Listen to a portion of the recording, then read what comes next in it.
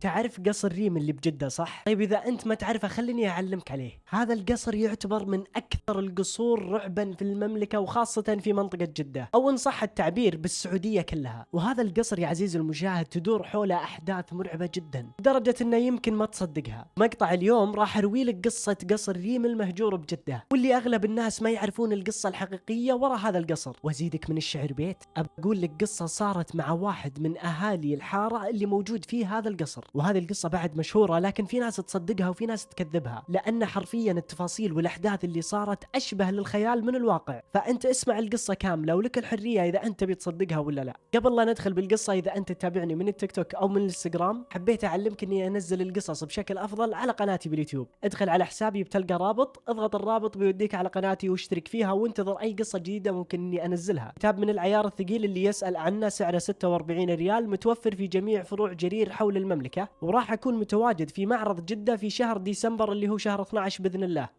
يلا ندخل بالقصة وسم بالله. خلونا نرجع 49 سنة وراء، وبالتحديد سنة 1975. وفي ناس كانت تسمي هذه الحارة بحارة الجحيم، لأن الأشياء اللي كانت تصير بهذه الحارة ما هي طبيعية. وقد صارت الكثير من القصص المرعبة اللي خلت الحارة بهذا الاسم. والأشياء والأحداث اللي صارت بهذه الحارة كفيلة أنها تشيب شعر راسك على قد ما هي تخرع. كان بهذه الحارة في عائلة غنية مرة، والعائلة هذه مكونة من 3 أشخاص، وهم ريم وأم ريم وأبو ريم. وكانت هذه العائلة محترمة ومتواضعة لأبعد درجة، يعني كانت سمعتهم طيبة جدا بهذه الحارة. عرفتوا لما أقول لكم البنت الصغيرة المدلعة، أو بالأصح البنت الوحيدة لأبو وأم ريم، ما كانوا يخلون أي شيء بخاطرها، لدرجة أنهم سموا القصر باسم بنتهم اللي هو قصر ريم. لكن بيوم من الأيام انقلبت حياة هذه العائلة 180 درجة. تخيلوا أن ريم سوت شيء ما كان بالحسبان. ريم قتلت أمها وأبوها. اي نعم يا عزيزي المشاهد، نفس ما أنت سمعت، ريم قتلت أهلها اللي كانوا مدلعينها ويحبونها. لكن وش السبب اللي خلى ريم تسوي هذا الفعل؟ ويقولون في إحدى الليالي، وتحديدا قبل الساعة 6 المغرب،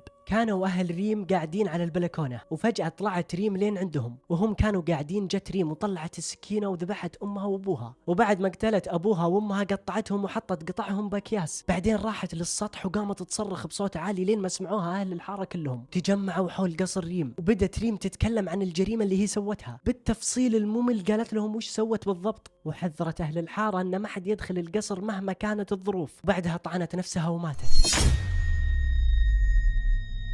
يعني باختصار ريم قتلت أهلها وانتحرت. هنا أهل الحارة على طول بلغوا الشرطة. فعليا بعد ثواني معدودة جت الشرطة لين قصر ريم، واقتحموا الشرطة القصر وقعدوا يدورون يبحثون لمدة ربع ساعة، لأن مثل ما قلت لكم أول إن القصر كبير، فيحتاج هذا الوقت أقل شيء عشان أنت تقدر تلفه كامل. وبعد بحث طويل لقت الشرطة الجثث المقطعة اللي محطوطة بأكياس، لكن الصدمة إنهم ما لقوا جثة ريم نهائيا. كيف جثة ريم ما لها أثر؟ وقعدت الشرطة لمدة 5 أيام يدورون على جثتها، لكن الشرطة ما لقت أي أثر، وكأن الأرض انشقت وبلعتها. وبعد مرور شهر من القضية أيأست الشرطة أنها ما لقت الجثة، وقررت أنها تقفل القضية. وبعد تقريبا سنة من الحادثة، وتحديدا في سنة 1976، بدأوا أهل الحارة يسمعون صوت مرعب جاي من قصر ريم. وهذا الصوت الغريب كانوا يسمعونه بتكرار بنفس التوقيت يوميا، وكان يطلع على الساعة 6 المغرب، والوقت هذا هو نفس الوقت اللي انتحرت فيه ريم. المهم بعد ما زادت الشكاوي عن الصوت اللي قاعد يطلع من القصر، فقرروا أهل الحارة أنهم يهدمون القصر، لأنه كان واضح أن في شيء ما هو طبيعي. فراحوا وقدموا البلاغ للشرطة، ورفعوا تقرير طلب أنهم يبغون يهدمون القصر. بعد فترة جاهم الرد من الشرطة بالموافقة على هدم القصر. وبعد كم يوم من إصدار الموافقة وجاء وقت أنهم يهدمون القصر، فجأة من دون أي سابق إنذار 3 من العمال الرئيسيين أغمى عليهم. وفعليا أهالي الحارة ودوهم للمستشفى، وهناك كانت الصدمة. تخيلوا أن ال3 عمال اللي أغمى عليهم اكتشفوا أنهم ماتوا ما أغمى عليهم، غير أنهم توفوا أساسا بنفس التوقيت اللي ماتت فيه ريم، مع أن ال3 أشخاص هذولا ما فيهم أي أمراض مزمنة أو أمراض تؤدي للموت، كانت صحتهم جدا ممتازة. واكتشفوا الأطباء أن ال3 ذولا توفوا بسكتة قلبية. الموضوع كان صدمة كبيرة، وانتشر الخبر انتشار مرعب، الصحف والجرايد والأخبار كلها، وكل الناس صارت تعرف القصة لدرجة أنها اشتهرت حول العالم. وأهل الحارة عرفوا أن هذا البيت مسكون بالجن، وفي أكثر من قصة تندرج تحت هذا القصر. وراح أروي لك قصة ثانية يا عزيزي المشاهد تدور أحداثها عن قصر ريم. هذه القصة وعن بنت اسمها صفا، وهذه البنت واهلها وضعهم المادي مو مرة كثير، يعني باختصار ساترين على انفسهم. وكانت صفا هي بنتهم الوحيدة على 4 اولاد. وبيوم من الايام كانت راجعة من المدرسة، وهي على الطريق قدام قصر ريم شافت بنت معها بالمدرسة اسمها جود، وكان معاهم كم بنت ثانية. وشفتوا صفا وجود كان بينهم خلاف قبلها بيوم، ولما شافوا بعض هذه قطت كلمة على هذه وهذه قطت كلمة على ذيك، وصارت بينهم هوشة. ولما صارت هذه المشكلة جت جود واخذت شنطة صفا ورمتها بحديقة قصر الريم. هنا صفا خافت مرة ان امها تهاوشها على الشنطة، لان مثل ما قلت لكم صفا وضعهم المادي مو مرة كويس، عشان كذا دخلت للقصر عشان تجيب الشنطة حقتها. وكان شكل القصر يمغص البطن وواضح انه مرعب. ترددت صفا انها تدخل اول مرة، لكن حبة على حبة تجرأت وفعليا دخلت القصر ريم. وكانوا البنات قاعدين ينظرونها، واول ما قررت صفا انها تدخل الحقوها البنات وقالوا لها يا صفا لا تدخلين، لكن صفا ما سمعت الكلامهم ودخلت وطولت وهي ما طلعت. هنا البنات خافوا كثير، وخاصة جود لانها هي سبب المشكلة. وقالت جود يلا يا بنات امشوا خلونا نمشي عشان ما حد يشوفنا ويحط الحق علينا. وفعليا رجعنا، لكن الوقت تأخر وصفا ما رجعت. هنا اهل صفا خافوا عليها وراحوا يدورونها، لكن عرفوا بعدين من البنات انها دخلت حديقة قصر ريم. وهنا على طول اهلها بلغوا الشرطة، والشرطة قبلت البلاغ وراحت للحديقة على طول، ولقوا صفا مغمى عليها. حاولوا رجال الشرطة انهم يصحون صفا لكن ما صحت معهم، وكانوا اهل صفا ميتين من الخوف على بنتهم لانها هي بنتهم الوحيدة. ويوم اخذوها للمستشفى قعدت يوم كامل وهي مغمى عليها، لكن ثاني يوم راح الدكتور يبي يطمن عليها انصدم لما لقاها متوفية بسكتة قلبية. كانت هذه القصة من اكثر القصص المرعبة اللي صارت بقصر الريم، وفعليا مؤثرة. تعوذ من الشيطان يا عزيزي المشاهد، وخلونا ندخل بالقصة الثالثة. قصة تبدأ عن 3 اشخاص اساميهم علي وصالح واحمد.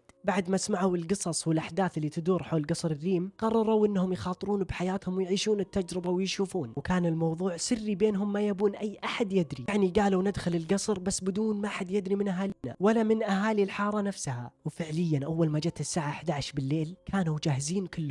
كان بيتهم بعيد شوي عن القصر، عشان كذا انجبروا انهم يجون بالسيارة، وكانت السيارة هي سيارة احمد. كملوا طريقهم لين وصلوا الشارع اللي موجود فيه قصر الريم، وخلوا السيارة بمكان بعيد شوي، يعني باول الشارع، وكملوا مشي عشان ما حد يصيدهم. اول ما وصلوا قدام باب القصر حسوا برعشة وشعور غريب مرة. احمد وعلي ترددوا انهم يدخلون، لكن صالح كان الاشجع بينهم وقال لهم صالح اذا تبون تمشون امشوا والله يستر عليكم انا بدخل لحالي. لولا لا احنا بندخل معك. وفعليا فتحوا البوابة ودخلوا، وحسوا بضيقة بصدرهم وكأن في شيء كابس على قلوبهم. بدوا يمشون لين وصلوا الباب القصر، واستغربوا يوم شافوا الباب مردود وانه ليش مو مسكر او مقفل. وقال علي وش رايكم نرجع لان كذا انا احس اني اكتفيت. قال صالح انا ابغى ادخل. رد عليه علي قال له يا صالح هذه ما فيها مراجل يرحم امك. هنا تدخل احمد وقال لعلي احنا دخلنا ووصلنا لين بوابة القصر، خلونا ندخل ونكمل ونشوف. وفعليا دخلوا. كان في قدامهم درج. قبل ما يرقون للدرج بدا احمد يقرا الاذكار بصوت خفيف، وكان يهمس شوي بالاذكار. هنا العيال زاد فيهم الخوف أكثر، ويوم جو وقربوا عند الدرج عشان يرقون، أول ما طلعوا للدرج إلا وفجأة الباب يتسكر. طالعوا وراهم لقوا ما في شيء وقالوا خلونا نكمل أحسن. وأول ما طلعوا فوق لقوا في غرفة، والغرفة هذه مسكرة. هنا صالح قام يقول يا عيال افتح الباب ولا لا. احمد وعلي ميتين من الخوف، مو بقادر الارض تشيل رجولهم. قال احمد لصالح لا يا ابن الحلال امش خلينا نرجع. وصالح مصر الا غصب يبي يفتح الباب. وهنا صالح سوى الخطوة الجريئة اللي ما استشار فيها احد، وفتح الباب وحس بقشعريرة قوية بجسمه.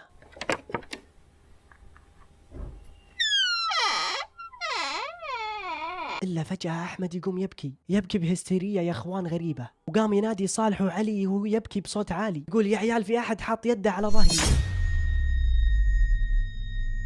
هنا صالح بدأ يخاف، وعلي مو قادر يتكلم من قوة الخوف. لفجأة أحمد يغمى عليه، وصالح توهق بهذا الموقف وقال لعلي امش خلنا نشيل أحمد، لكن علي مو قادر يتكلم. صالح عصب يا ولد امش خلنا نشيل الرجال، وعلي مو قادر يتحرك. صالح قاعد ينادي في أحمد تكفى قم، لكن للأسف أحمد مو قاعد يرد عليه. صالح عصب وقام يناظر بعلي، إلا علي كان يناظر بزاوية القصر. صالح ما قدر يستوعب وش اللي قاعد يصير معه، إلا فجأة علي بدأ يبتسم. صالح وقف على حيله وقام يهز علي تكفى صحصح معي، لو يبتسم أكثر. وقرر صالح إنه ياخذهم اثنينهم ويقومهم، يبي علي يساعده مو قادر. هنا علي استرجع الوعيه وبدأ يستوعب وش اللي قاعد يصير معه. قام يصرخ على صالح يقول امش خلنا نطلع بأسرع وقت. صالح قام يصرخ على علي طيب وأحمد بالأرض، قال امش خلنا نشيله ونطلع. فعليا شالوه وطلعوا ويركضون ركض بحياتهم ما قد ركضوا نفسه، رغم حمل احمد على ظهورهم الا انهم فيهم سرعه ما هي طبيعيه. اول ما ركبوا السياره حاولوا انهم يستجمعون نفسهم، مو قادرين يتنفسون من قوه الخوف. قام صالح يدور مفتاح سياره احمد، طلع المفتاح موجود بالقصر،